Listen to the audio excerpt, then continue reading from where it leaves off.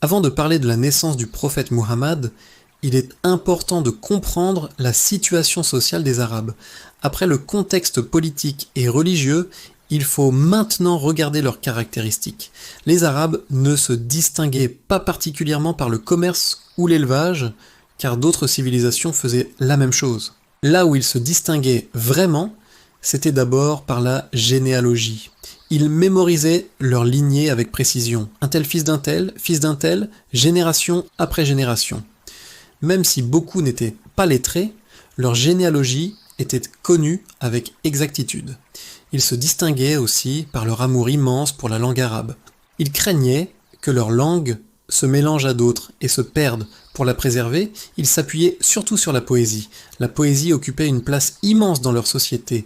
Les poètes étaient très respectés, ils faisaient partie de l'élite. Il existait un événement majeur, le marché de Oukaz, un grand rassemblement annuel où les poètes rivalisaient.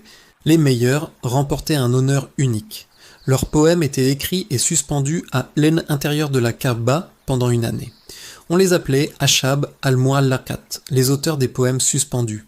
Parmi les plus connus, An-Nabiga ad-Dubyani, Imru al-Qais et Zuhair ibn Abi Sulma.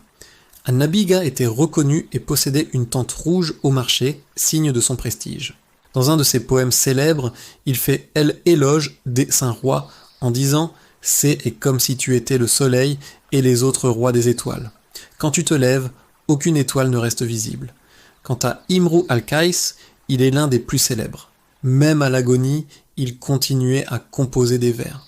Ses derniers mots furent de la poésie, prononcés alors qu'il souffrait intensément.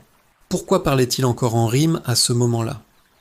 Cela sera expliqué plus tard. Ces éléments montrent la place centrale de la langue, de la mémoire et de la poésie chez les Arabes juste avant la naissance du prophète Muhammad.